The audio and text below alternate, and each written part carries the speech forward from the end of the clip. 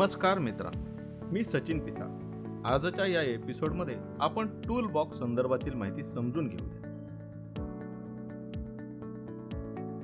त्यानंतर 9वे टूल हे polygon tool म्हणून ओळखले जाते। पॉलिगॉन टूल हे सिमेट्रिकल पॉलिगॉन किंवा स्टार काढण्यासाठी याचा उपयोग होतो।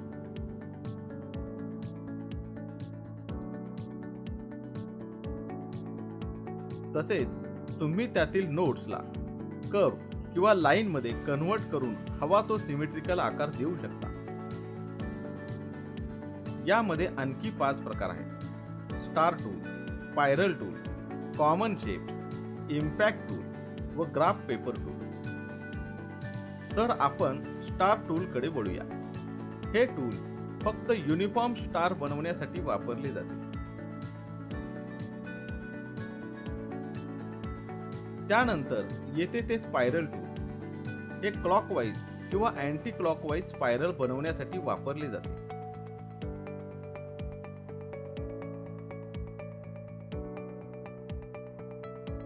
त्यानंतर येते ते कॉमन शेप टूल।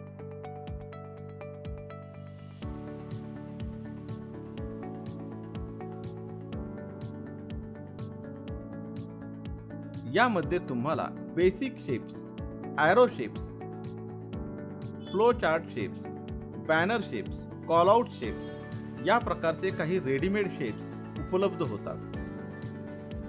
त्यानंतर येते ते इम्पॅक्ट टूल। हे रेडियल किंवा पॅरलल टूल साठी वापरले जाते। त्यानंतर येते ते ग्राफ पेपर टूल। हे रो वाईज व कॉलम वाईज रेक्टेंगल बनवण्यासाठी वापरले जाते। आता आपण महत्त्वाच्या 10व्या टूल कडे वळूया। हे टूल टेक्स्ट टूल म्हणून ओळखले जाते। हे टूल आपण सिलेक्ट केलेल्या हव्या त्या फॉन्ट मध्ये टाइप करण्यासाठी वापरले जाते।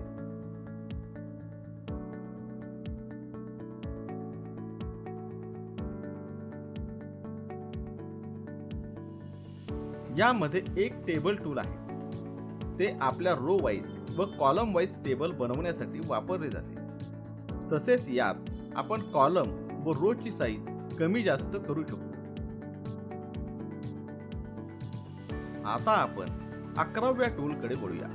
हे डायमेन्शन्स टूल म्हणून ओळखले जाते। यात डायमेन्शन्सचे 5 प्रकार आहेत: पॅरलल डायमेन्शन्स, हॉरिझॉन्टल किंवा vertical dimensions, angular dimensions, segment dimensions व 3 पॉइंट कॉल आउट।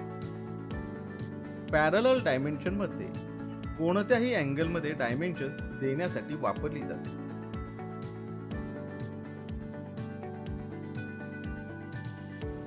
एखाद्या डिझाईनचे हॉरिझॉन्टल किंवा व्हर्टिकल डायमेन्शन्स दाखवण्यासाठी हॉरिझॉन्टल किंवा व्हर्टिकल डायमेन्शन्स टूलचा वापर केला जातो।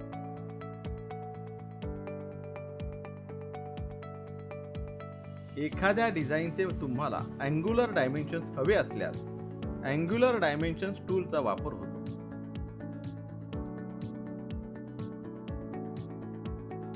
एखाद्या डिझाईनमध्ये तुम्हाला वेगवेगळ्या पार्टचे किंवा सेगमेंटचे डायमेन्शन्स हवे असल्यास सेगमेंट डायमेन्शन्स या टूलचा वापर होतो। जर तुम्हाला मॅन्युअली एखाद्या डिझाईनचे डायमेन्शन्स किंवा इतर काही माहिती द्यायची असल्यास 3 पॉइंट कॉल आउट या टूलचा वापर होतो। आता 12वे टूल हे कनेक्टर टूल म्हणून ओळखले जाते। हे 2 ऑब्जेक्ट एकत्र करण्यासाठी वापरले जाते।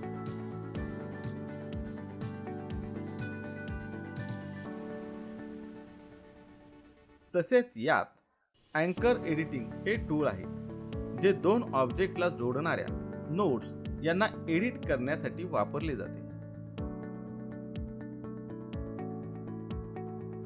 आता आपण 13व्या टूल कडे वळूया, जे ड्रॉप शॅडो टूल म्हणून ओळखले जाते।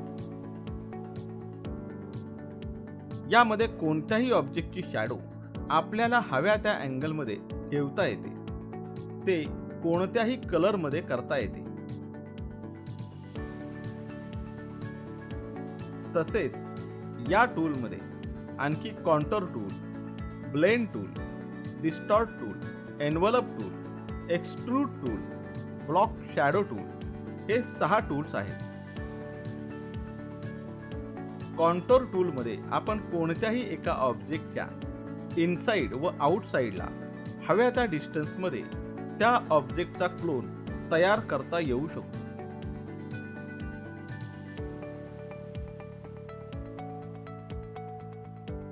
ब्लेंड टूलमध्ये कोणताही एक शेप हा दुसऱ्या शेपमध्ये एकजीव किंवा मॉर्फ करण्यासाठी वापरले जाते.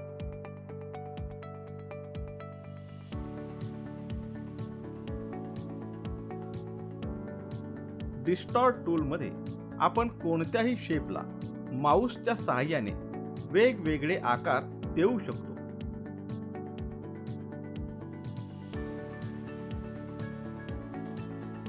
एन्व्हलप टूलमध्ये सुद्धा आपण नोट्सच्या सहाय्याने मॅन्युअली वेगवेगळे आकार देऊ शकतो.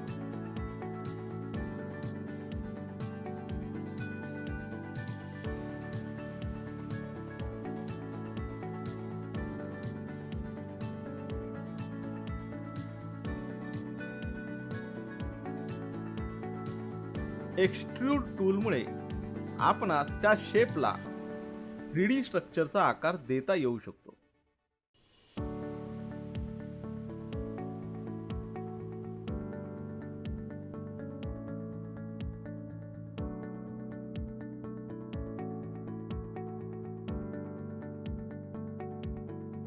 ब्लॉक शॅडो टूलमुळे आपण त्या ऑब्जेक्टला डार्क शॅडो देऊ शकतो.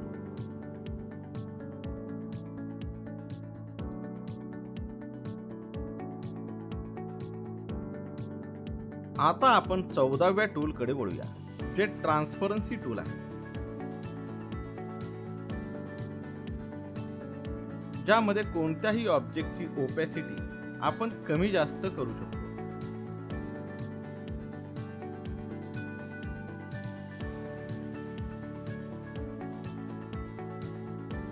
यात uniform transparency, fountain transparency, vector pattern transparency, bitmap pattern transparency, two colour pattern transparency, texture pattern transparency असे 6 प्रकार आहेत. आता आपण 15व्या टूलकडे वळूया, जे कलर आय ड्रॉपर टूल आहे.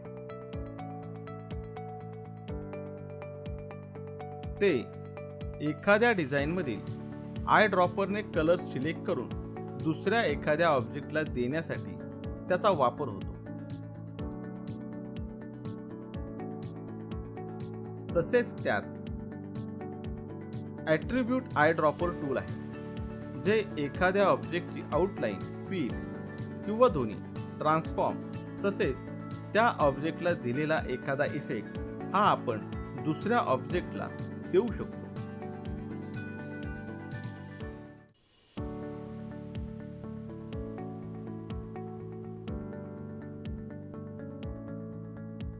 आता आपण शेवटचे टूल म्हणजे 16व्या टूलकडे जाऊया, जे इंटरॅक्टिव्ह फिल टूल आहे.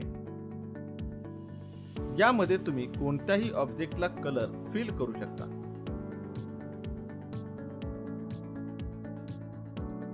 त्यात uniform fill, fountain fill, vector pattern fill, bitmap pattern fill, two colour pattern fill, texture pattern fill तसेच पोस्टस्क्रिप्ट फिल वापरले जातात. तसेच यात स्मार्ट फिल व मेश फिल हे टूल सुद्धा आहे. स्मार्ट फिलमध्ये आपण आपल्याला जे कलर हवा आहे तो आपण घेऊ शकतो व मेश फिल या टूलमध्ये नोड वाईज तुम्ही कलर ॲड करू शकता. अशा प्रकारे आपण टूल बॉक्सची माहिती या एपिसोडमध्ये घेतली आहे. पुन्हा भेटूया नवीन विषय घेऊन पुढील एपिसोडमध्ये. तोपर्यंत धन्यवाद.